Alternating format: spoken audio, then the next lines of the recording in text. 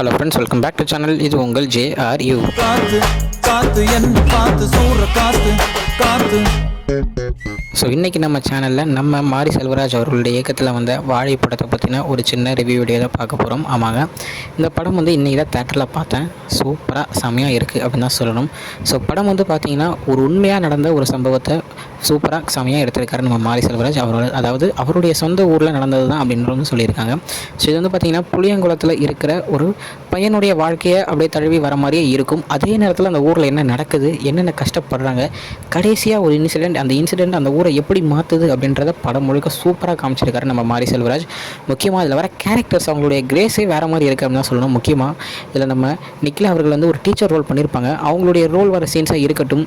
அதுக்கப்புறம் நம்ம படத்துடைய ஹீரோ அப்படின்னு சொல்லணும்னா அந்த பையன் தான், அதாவது பொன்வேல் அப்படின்ற ஒரு ஆக்டர். அவர் தான் சைல்டு ஆர்டிஸ்ட் வந்து இந்த படத்தில் நடிச்சிருந்தார்.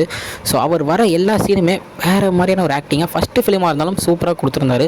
ஸோ அவருடைய ஃப்ரெண்டாக இதில் சேகர் அப்படின்னு ஒரு கேரக்டர் நடிச்சிருக்க ஒரு பையன். இவங்க எல்லாரும் இருக்கும்போது படம் வந்து சூப்பராக நல்ல காமெடியாக செம்மையாக கொண்டு போயிருக்காரு. அதே நேரத்தில் நம்ம கலையரசன் அவருடைய ஆக்டிங்கை பெஸ்ட்டாக சூப்பராக கொடுத்துருக்காரு. அதே நேரத்தில் நம்ம திவ்யா துரைசாமி அவங்கள பற்றி சொல்லியாகணும். இந்த மாதிரி ஒவ்வொருத்தரும் அவங்கவுங்க ஃபுல் பர்சன்டேஜ் ஆக்டிங்கை கொடுத்துருக்காங்க.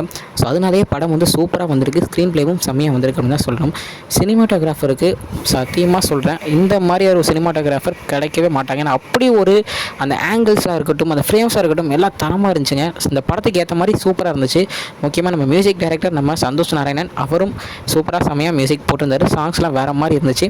நிறையா சாங்ஸ் வந்து உங்களுக்கே ஆச்சரியப்படுத்துகிற மாதிரி சூப்பராக சர்ப்ரைஸாக இருக்கிற சாங்ஸ்லாம் உள்ளே இருக்குது. அது நீங்கள் தேட்டரில் பார்க்கும்போது உங்களுக்கே தெரியும். ஸோ படத்தை எடுத்துக்கிட்டிங்கன்னா முழுக்க சூப்பரான கதை, எல்லோரும் ஃபேமிலியாக போய் பார்க்குற கதை, முக்கியமான ஒரு இன்சிடென்ட் உள்ள ஒரு கதை.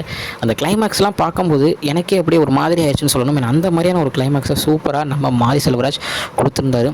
ஏன்னா படம் முழுக்க போகிற கதை வேறு, அந்த கிளைமேக்ஸில் கதை மாறுறது அப்படியே வேறு மாதிரி இருக்கும். ஸோ தேட்டரில் போய் பார்க்க வேண்டிய ஒரு படம், பார்க்காம மிஸ் பண்ணிட்டேனே அப்படின்ற வருத்தப்படுறதுல எந்தவித ஒரு இதுவும் இல்லை. ஸோ தேட்டரில் போய் பாருங்கள், குடும்பத்தோடு போய் பாருங்கள். எனக்கு குடும்பத்தோடு பார்க்குற ஒரு கதை தான். ஸோ மாரி செல்வராஜுக்கு ஹேட்ஸ் ஆஃப் சொல்லிக்கிறேன். ஸோ படத்தை பார்த்துட்டு எப்படி இருக்குது அப்படின்றத மறக்காமல் கமெண்ட்டில் சொல்லுங்கள். ஓகே ஃப்ரெண்ட்ஸ், இதுதான் இன்றைக்குள்ள ஒரு ரிவ்யூ வீடியோ. இன்னொரு வீடியோவில் உங்களை வந்து பார்க்குறேன். அது வரைக்கும் உங்கள்கிட்ட நடைபெறுறது உங்கள் ஜஸ்வின்.